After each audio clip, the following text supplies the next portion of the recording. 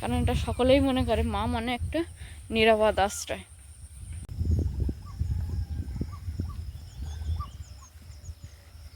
যাওয়ার দিন খুবই মন খারাপ লাগছিল, আর সেই মুহূর্তে শুধু মনে পড়ছিল সময়ের সঙ্গে লড়াই করে পরিস্থিতিকে সাথে নিয়ে আজ যেন সেই নিজের নিজের শক্তি হয়ে গেছি। যেমন বিপ্লব বাবুকে ছেড়ে থাকা, এটা সত্যি আমার অনেকটা কষ্ট মনে হয়, কিন্তু আবার একটা ভাবি যে এই ছোট্ট স্যাক্রিফাইসটা হয়তো আগামী দিনে আমার অনেক বেশি সাফল্যের মুখ দেখাবে। সাইকেল নিয়ে অনিমেষের ড্রাম কেনা হবে, ড্রাম দোকানদারের কাছে ফোন করেছিলাম। নমস্কার, আপনারা সকলে ভালো আছেন তো? আপনাদের আশীর্বাদ ধন্য সাথী বিপ্লব ব্লগের আরো একটা সম্পূর্ণ নতুন পর্বে ভারত তথা পৃথিবীর সর্বত্র থাকা সকল দর্শক বন্ধুকে জানাই অনেক অনেক স্বাগত। তো সম্পূর্ণ একটা নতুন পর্ব আপনারা দেখতে থাকুন, আশা করব আপনাদের ভালো লাগবে। যে সকল দর্শক বন্ধু প্রথমবারের জন্য দেখছেন, চ্যানেলটি সাবস্ক্রাইব করে আমাদের পাশে থাকুন, লাইক কমেন্ট শেয়ার করে আমাদের বন্ধু হয়ে যান। চলুন তাহলে পর্বটা শুরু করি। বাবা সকালবেলা থেকে এই যে নাড়া এক জায়গায় গুছিয়ে গুছিয়ে রাখছে। পোলট্রি ফার্মে তাঁবু দেওয়ার পরে তাঁবুর উপরে এই নাড়াগুলো দেওয়া হবে। আমাদের পোলট্রি ফার্মের মানে পরেই যে জমি, ওইখানেও নাড়া ছিল, কিন্তু অতিরিক্ত বৃষ্টির কারণে জল জমে সেগুলো নষ্ট হয়ে গেছে। এই নাড়াগুলোও যে খুব একটা ভালো আছে তেমনটা নয়, কিন্তু কিছু কিছু নষ্ট হয়ে গেছে, আবার কিছু কিছু ভালো আছে। আমাদের ওই জমির থেকে এই জমিটা একটু উঁচু, যে কারণে কিছুটা হলেও ভালো আছে।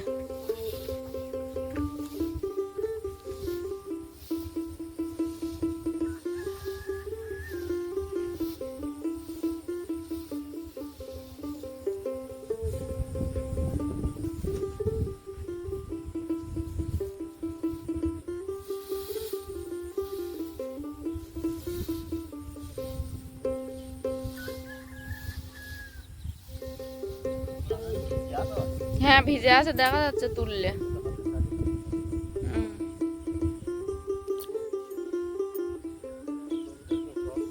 তারপর থেকে আবার না একটু ভিজে আছে, থাকলে অসুবিধা হবে না বলছো? চালে দিলে শুকিয়ে যাবে। হুম,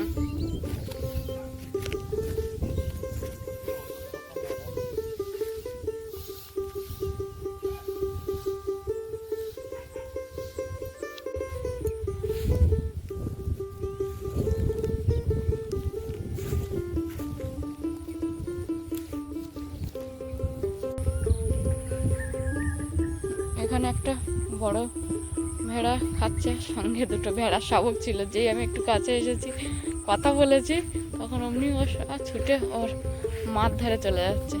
কারণ এটা সকলেই মনে করে মা মানে একটা নিরাপদ আশ্রয়।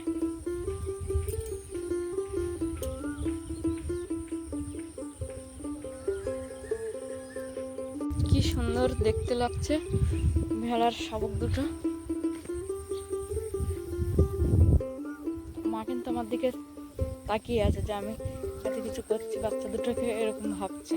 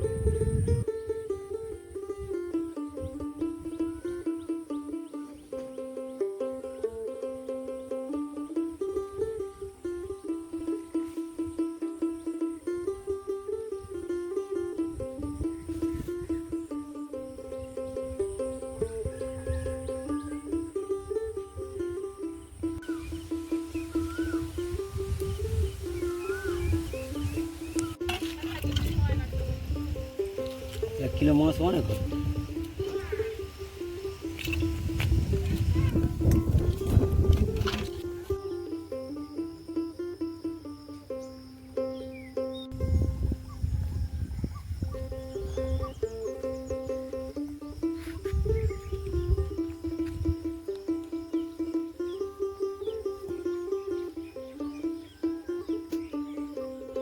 এখন এসছে সুলতা দিদের বাড়ি যাদের জড়িতে প্রচুর পরিমাণে লাউয়ের চারা বার হয়েছে, তাই দিদি বলছিল সাথেই একটা লাউয়ের চারা নিয়ে এসে বাড়িতে বসা, একটু ডাঁটা খেতে পারবে, লাউ তো পরে হবে, তার আগে ভালো ডাঁটা খেতে পারবে। তাই এখন এসে এই যে এখানে এক বালতি জল নিয়ে নিয়েছি, এই জলগুলো গাছের গোড়ায় দেবো, দিয়ে একটু পরে তুলে নিয়ে যাবো।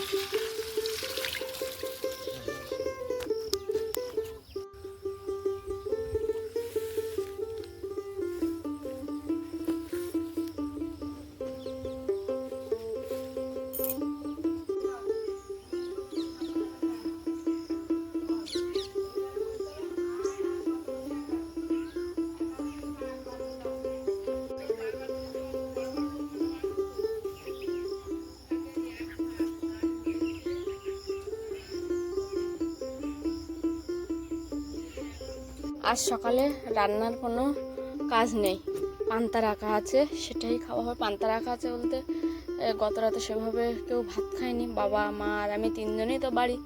ভাই চলে গেছে, বিপ্লব বাবু চলে গেছে, মানে পূজা শেষ করে ভাই এক মুঠো যায় দুপুরে খেয়ে বেরিয়ে পড়েছিল, আর তার আগের দিন বিপ্লব বাবু চলে গেছিলো।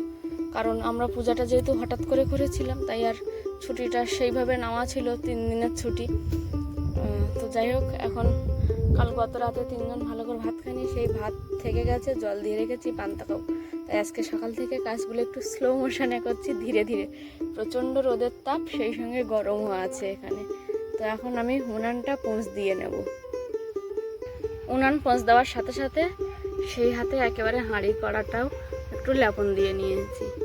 বাবা সকালে আগের একটা কি জমিতে, অন্য একজনের জমি, তার সঙ্গে কথা বলা ছিল, কিছু খড় নেব পোলট্রি ফার্মের জন্য, সেখান থেকে কিছু খড় এক জায়গায় করে রেখে এসছে। তারপর এখন এই যে আমাদের জমি বন্ধক নিয়েছিল, ওনাকে বলেছিলাম ধানগুলো যত পারবে ছোট করে কাটবে, তো সেইভাবে কেটেছিল, কিন্তু অনেকটা জল জমে যেতে কিছুটা নষ্ট হয়ে গেছে, অল্প কিছু ভালো আছে। এখন সেইগুলো বাবা এক জায়গায় করে করে আবার রাখছে, একটু ওলট পালট করে দিচ্ছে যাতে রোদে শুকনো হয়ে যায় খড়গুলো।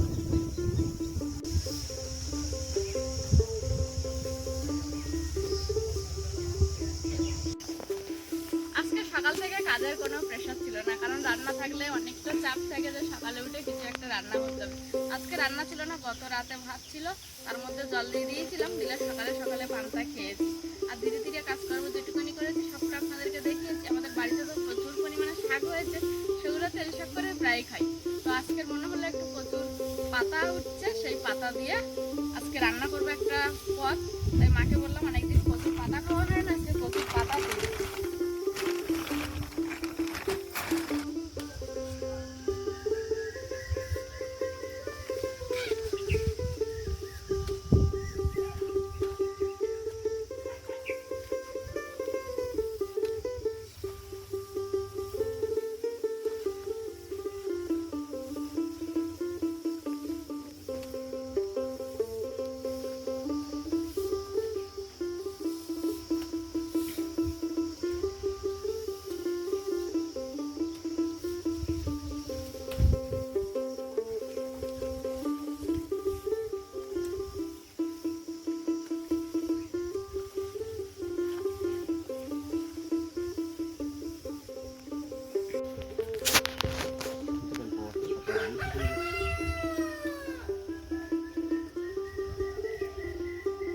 পাতা তোলা হয়ে গেছে, আর তার সঙ্গে বাবা হাটে খড় কুড়োতে গেছিল, যাওয়ার আগে দেখে গাছতলা একটা আম পড়েছিল, সেটা রেখে গেছিল, সেটা আমি আবার কুড়িয়ে নিয়ে বাড়ি যাচ্ছি এখন। আজ দুপুরে রান্না হবে বাড়ির চালের গরম ভাত, সঙ্গে থাকবে 2টো পদ, একটা কচুর পাতা, শুকনো চিংড়ি মাছ দিয়ে একটা রান্না করব, আর এই যে দেশি মুরগির ডিম আলু দিয়ে একটু কষা করব, তার মানে ডিম আলু কষা করব, আর সঙ্গে শুকনো চিংড়ি মাছ দিয়ে কচুর পাতা রান্না করব, আর ধোঁয়াটা গরম ভাত থাকছে দুপুরের মেনুতে। দুপুরের রান্না কমপ্লিট হয়ে গেছে, শুকনো চিংড়ি মাছ দিয়ে কচুর পাতা রান্না, আর এদিকে দেশি মুরগির ডিম দিয়ে আলু কষা। বাচ্চাগুলোর টিউশনে থেকে ছুটি হয়ে গেছে, টিউশনে থেকে ছুটি হলেই এদের প্রথম দায়িত্ব ম্যাক্সকে নিয়ে ওরা একসঙ্গে সকলে খেলা করবে। সেইভাবে এই যে ম্যাক্সকে নিয়ে দৌড়াবে, ম্যাক্স হচ্ছে চোর ধরে দেবে, আর ওরা ম্যাক্সের সঙ্গে দুজন থাকে, ওরা হচ্ছে পুলিশ। এইভাবে রোজ দৌড়ে দৌড়ে একটু খেলা করে, ম্যাক্সকে আবার ওর জায়গায় রেখে ওরা যে যার মতো বাড়ি চলে যায়। ওদের ছুটি হয়ে গেছে, ওরা ম্যাক্সকে নিয়ে খেলা করছিল, করতে করতে আমার হাতে যে ড্রাম, আমার সঙ্গে এখন ওই যে ম্যাক্সকে নিয়ে ওরা যাবে কলে। আমি বললাম তোরা ধরে রাখতে পারবি তো ম্যাক্সকে, কারণ ম্যাক্স একটু বড় হয়ে গেছে আগের থেকে, আর এখনো শক্তিটাও বেড়েছে। তো বলছে হ্যাঁ আমরা ধরে রাখতে পারবো। তো এখন আমরা সকালে একসঙ্গে কলে বেরিয়েছি। বাবু কয়েকদিন আগে বাড়িতে এসেছিল, আর প্রায় সময় আমি ওখানে যাই, গেলে কি হয় ওনার একটু রেস্টটা হয়, যে ছুটিটা পায় সেই ছুটিটা রেস্টটা হয়। কিন্তু বাড়িতে আসলে সবার সঙ্গে দেখা হয়, সেটার আনন্দ আবার আলাদা, কিন্তু সেইভাবে রেস্ট পায় না। তো যাই হোক এসেছিলো, যাওয়ার দিন খুবই মন খারাপ লাগছিল, আর সেই মুহূর্তে শুধু মনে পড়ছিল সময়ের সঙ্গে লড়াই করে পরিস্থিতিকে সাথে নিয়ে আজ যেন সেই নিজের শক্তি হয়ে গেছি। প্রতি মাসেই তো আমি যাচ্ছি, হয়তো বিপ্লববাবু কম বাড়ি আসছে, কিন্তু আমি যাচ্ছি, তবুও যেন সেই চলে যাওয়ার সময় একটা করে মন খারাপ ঠিক থেকেই যায়। সে আমি বিদ্যাধরপুর থেকে এখানে আসি বা এখান থেকে বিপ্লববাবু বিদ্যাধরপুর যাক, যে কোনো ক্ষেত্রেই তাই ওই একটাই জিনিস, আস্তে আস্তে সময়ের সঙ্গে সঙ্গে সব মলিন হয়ে যায়, কিন্তু সেই যে কষ্টটা সেটা যেন সময়ের সাথে সাথে লড়াই করতে হচ্ছে সেই কষ্টটাকে নিয়ে। তবে আশা রাখছি আগামী দিনে ভালো কিছু হবে।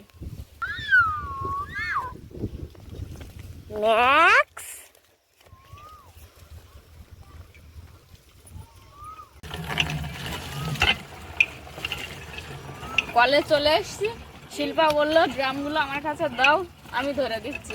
আমি এদিকে কল পাম্প করছি আর শিল্পা ড্রাম ভরে দিচ্ছে।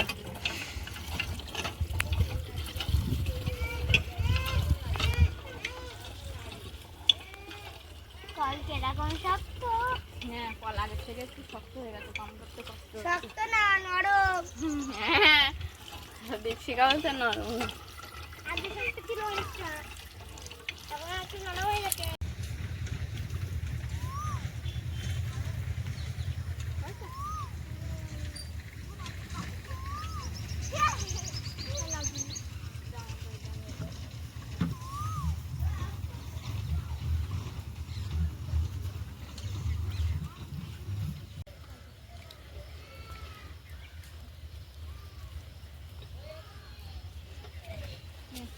এই আমি কল পাম্প করেছি আর শিল্পার ড্রামগুলো ভরে দিয়েছে।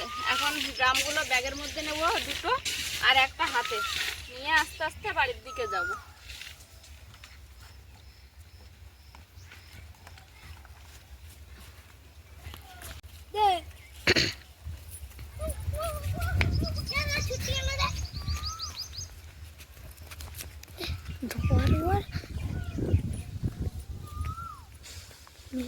ছুটে চলে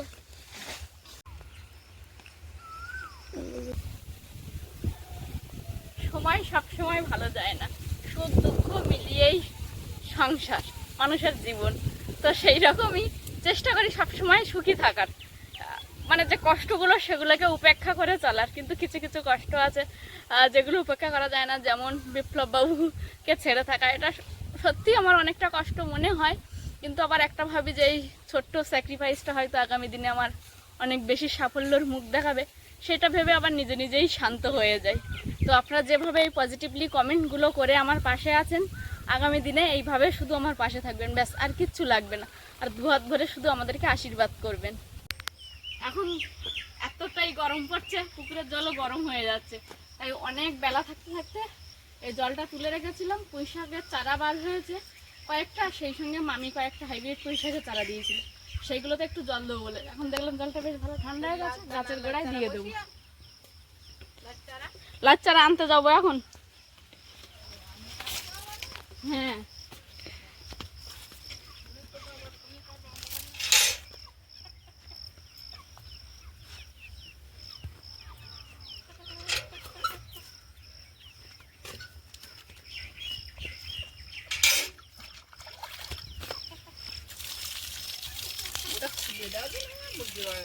মুরগি হয় না মা, উড়ে উড়ে দেখলাম চলে আসছে। বিশ্ব ওই ইয়ে নিতে এসেছিল পদ্ম ফুল, হ্যাঁ একটা পদ্ম ফুল নিয়ে গেছে দেখলাম। হ্যাঁ আমি তো বাইক চালাতে দেবো না, কি করবে তো শুনিনি। তো যদি বিশ্বাস করো আমি ওই ফার্মে হচ্ছে মিটার ঠিক করতে আসবো, তখন তোমার ঠিক করে দেবো ওখানে। আমি সত্যি কথা বলছো তো, তুমি 2-4 দিন হবে না? তো না হবে না। পুরাতন বাগানে তো অনেকদিন ধরে পুঁই শাকের চারা বসিয়ে পুঁই শাক একবার খাওয়া হয়ে গেছে, এখনো খাওয়ার মতো আছে, শুধু মাছের অভাবে তুলতে পারছি না। আবার এখানে এইগুলো বিটুলির জন্য, এই পুঁই শাকগুলো এগুলো কেটে খাবো না, এগুলো সোজা ওই মুরগি ঘরে চালে দেবো, দিয়ে শীতকালে গিয়ে বিটুলি খাবো। আর এখন আরও কাজ আছে, ফুলতে দিতে পারি। সকালবেলা আমি লাউয়ের চারায় জল দিয়ে এসেছিলাম, সেই কটা লাউয়ের চারা নিয়ে আসবো, এনে বসাবো বাড়িতে। জল এনেছি, বাচ্চারা আমার সঙ্গে গেছিলো, কয়েকজন বাড়ি চলে গেছে, আবার এসেছিল, এসে ম্যাক্সের জায়গায় বেঁধে দিয়ে ওরা যে যার মতো বাড়ি চলে গেছে। আমি ড্রামগুলো রেখে একটু পুঁই শাকের চারায় জল দিলাম।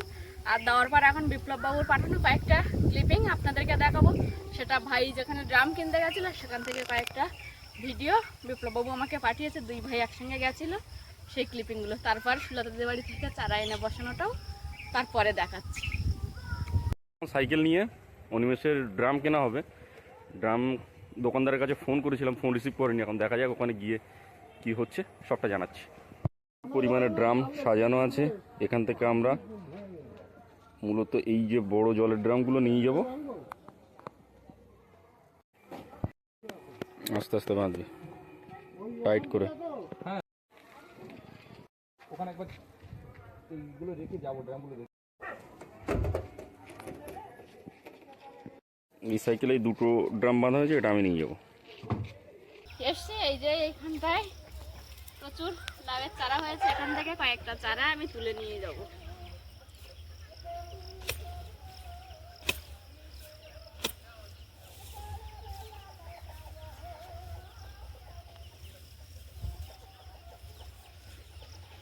বেশ কিছুটা পরিমাণে লাউয়ের চারা নিয়েছি, এখন বাড়ি গিয়ে বসাবো।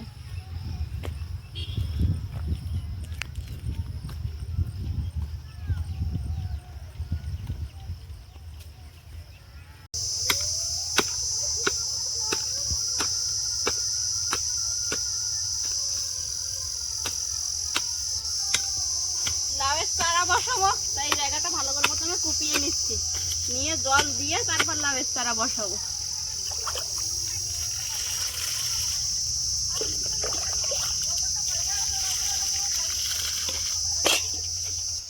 প্রথমে কিছু কিছু জায়গা কুপিয়ে নিচ্ছি, নিয়ে আর জল দিয়ে রাখছি, তারপরে এক নাগাড়ে চারা বসিয়ে দেবো। প্রতিটা খোপে একটা একটা করে বসাবো, যে গর্ত করে করে কুপিয়ে নিয়েছে। আর ওদিকে প্রায় সন্ধ্যা নামবে নামবে ভাব, যে কারণে ঝিঝি পোকার চিচি আওয়াজ শোনা যাচ্ছে।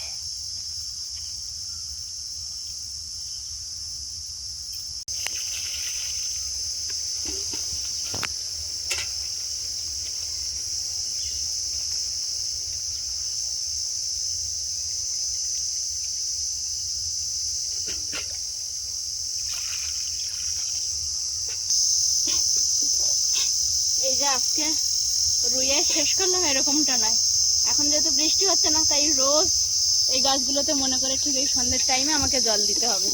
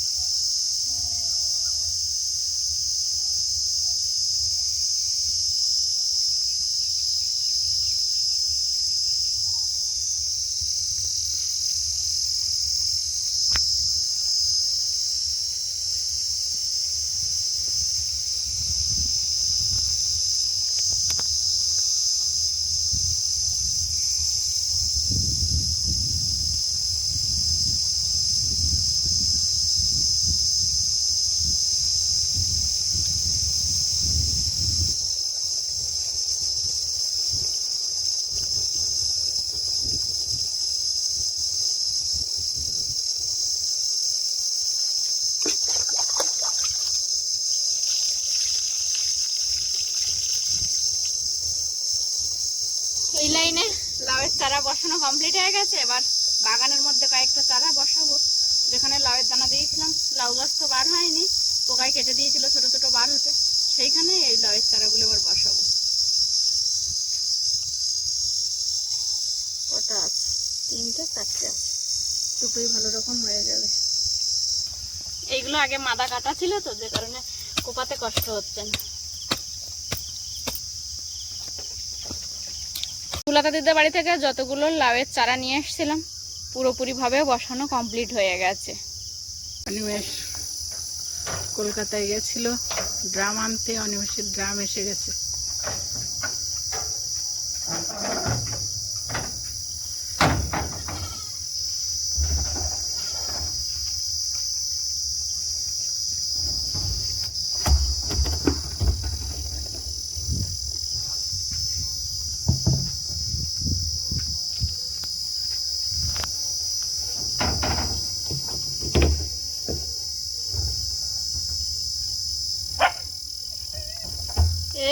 অনিমেষ ভাত খায়নি কিন্তু সারাদিন। 4টের সময় কত বলে করে দুটো ভাত খাওয়ালাম, সকালে খায়নি, দুপুরে খায়নি।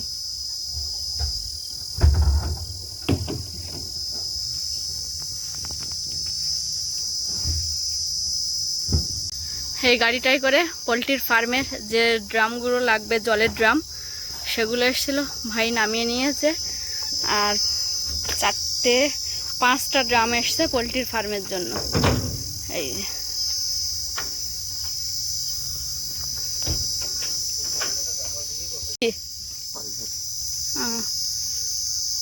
কাজ আছে আমার,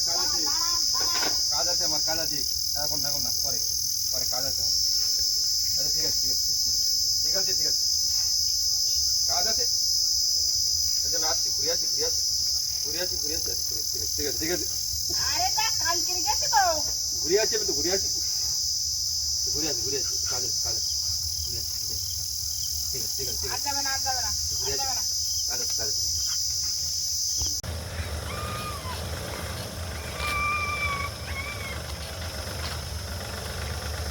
ড্রাম নামিয়ে দিয়ে গাড়ি ফিরে যাচ্ছে। কাঠ চাল তুলতে যাবে এই গাড়িতে।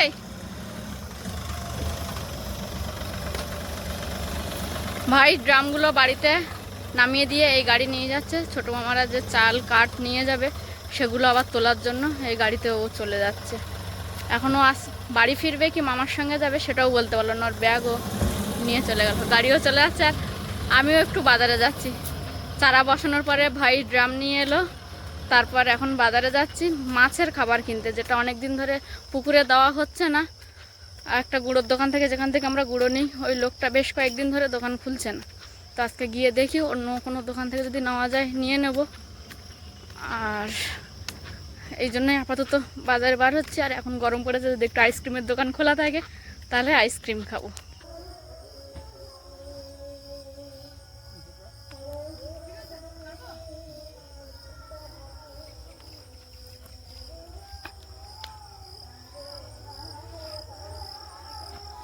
ও মা, এ ধরে নামাতে হবে নাকি? এখানে মাছের খাবার এসছে, গুঁড়ো আর সরিষা খোল, বাদাম খোলটা আছে, ওটা দুভাগ করা আছে বলে আমি দাদাকে বললাম যে তোমাকে আর বয়ে দিতে হবে না, ওটা আমি ধীরে ধীরে বয়ে নেব। এই পর্যন্ত এনেছি। আজকের বাড়িতে অনেক কিছু আসলো।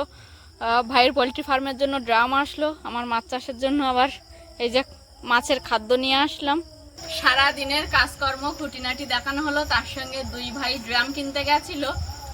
আর সেই ড্রাম কিনে ভাই বাড়ি এসছে, বাড়ি এসে ওর ড্রাম রেখেছে। সেই যে গাড়ি ফেরত যাচ্ছিল, সেই গাড়ির পেছন পেছন আমিও বাজারে গেছিলাম, গিয়ে মাছের খাবারের জিনিসপত্রগুলো কিনে নিয়ে আসলাম। এনে আপাতত অনেকটাই রাত হয়ে গেছে, আজকের পর্বটা এখানেই শেষ করছি।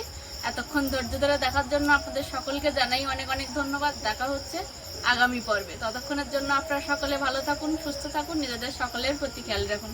আমার সকল বয়োজ্যেষ্ঠদেরকে জানাই অনেক অনেক প্রণাম, সমবয়সীদেরকে জানাই ভালোবাসা, ছোটদেরকে জানাই আদর স্নেহ। আরও একটা কথা যেটা আমি সবসময় বলে থাকি, সাথী বিপ্লব ব্লগের সঙ্গে সদা সর্বদা জুড়ে থাকবেন। নমস্কার, আজ তাহলে আসি।